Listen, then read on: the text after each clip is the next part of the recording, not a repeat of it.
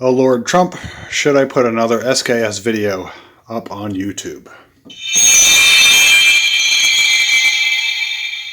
looks like it could happen. Alright, that's what we're going to do. We're going to talk about the SKS.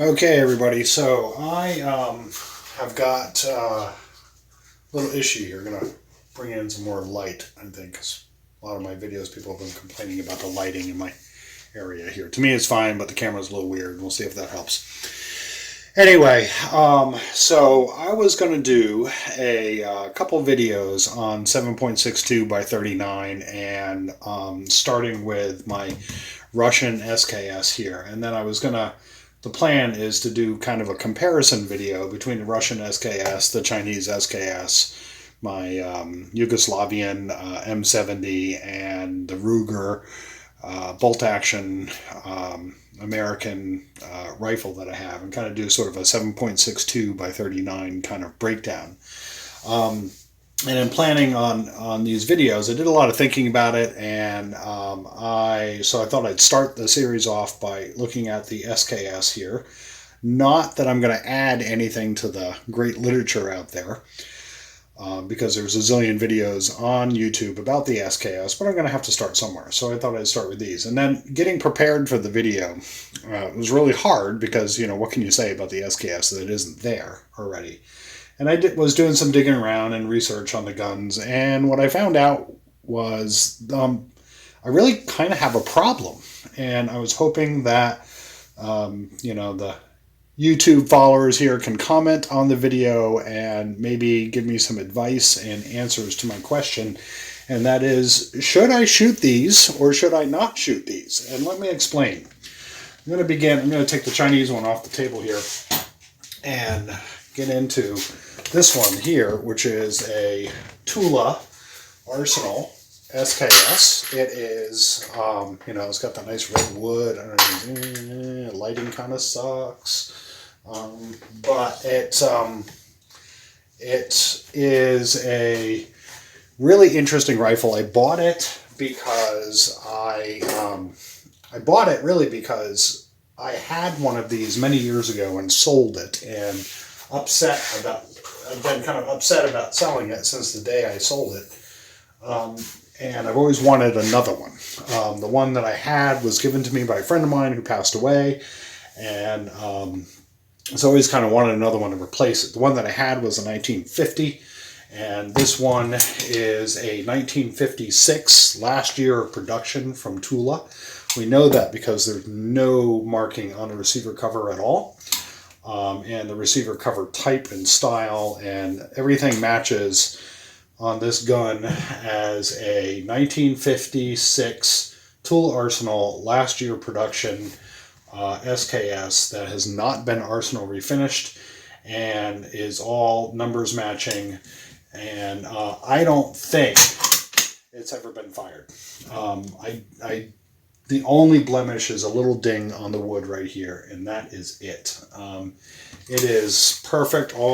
It's got a number 2 barrel on the front, which is, you know, an okay barrel, not a sniper barrel. But everything else on it is just absolutely stunning. And not a speck of rust on it. No cosmoline. If you're looking to collect an SKS and you want a 1956 in your collection, this is the one to have. Serial number begins with an H, looks like an HB, has no letter date, and it's, you know, kind of a all numbers matching, beautiful little SKS that the more I research about it, the more I find out that it's actually you know, a relatively collectible piece. So I wasn't sure if I was going to shoot it or not, but it's nice to have in the collection. So I was thinking, well, maybe I won't shoot it. And what I'll do is go and get a cheap Chinese one and shoot that one. I was going to, get a Chinese one and Bubba it up. So I bought a Chinese one at an auction, paid a little more for it than I wanted to. When I get to the gun store to pick it up, all the guys at the gun store were geeking out over it. And I'm like, well, why are you geeking out over it? And it's like it's just a Chinese SKS. But it turns out it's a 1967 production Arsenal 26 SKS, all numbers matching, not refurbished. The thinking is that it was part of a shipment that was intercepted in Cambodia in 1967 and brought to the U.S. Either by the military or somewhere else, but ultimately on the market. No import marks at all. Probably not a Vietnam, well, kind of technically a Vietnam bring back, but not really. Again, no rust. Excellent condition as far as Chinese SKSs go. And should I shoot it or not? So I'm kind of in a predicament as to my problem is, shall I shoot these or not?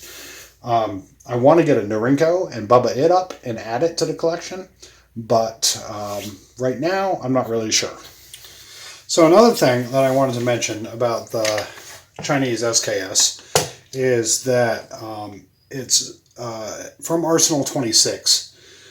We can see that here with the serial numbers on the side. You can see that there's, the Arsenal 26 marking. In Chinese, it says, type 56, and then it has the serial number here. It is a 12 million serial number, so that puts it at 1967.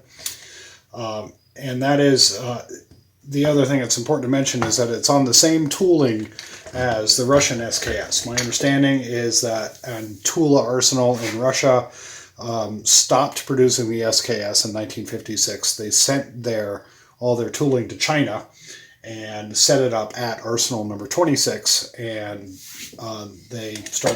Chinese started producing their own. So this is all supposedly on the same tooling. However, what we see here is some features, like there's a step here which is indicative of an earlier model of SKS, so a little earlier design, so I'm not sure if they followed the same pattern or not. But it'll be kind of interesting if it is true that they're on the same tooling. I kind of wondered, did I buy the same gun twice? I don't know. So anyway, I'll put in some close-ups of the serial numbers here. We can see, and it's all matching Chinese Arsenal 26, which is different than Norinco. A Norinco gun was one that was made for the commercial market. And sent to the United States. So these are made specifically for the Chinese military, or, for export, obviously, in the Vietnam War. The export guns are supposed to be of a lower quality, so this might be a pretty good shooter. But I'm not really sure. I mean, this is a collectible as far as Chinese SKSs go. The Russian one is super collectible as far as a Russian SKS goes.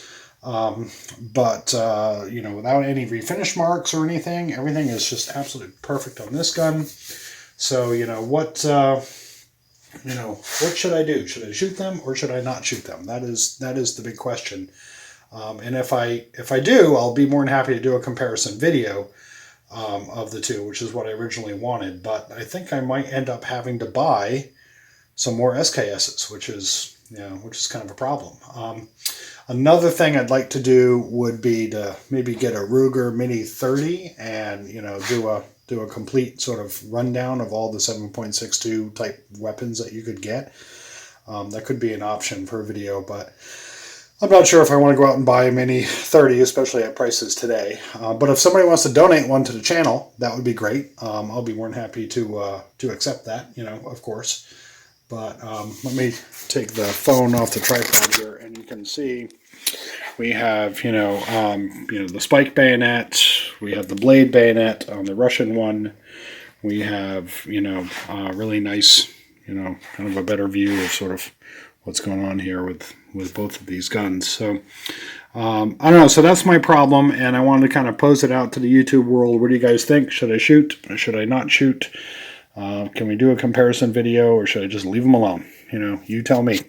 Take care. Have a great day.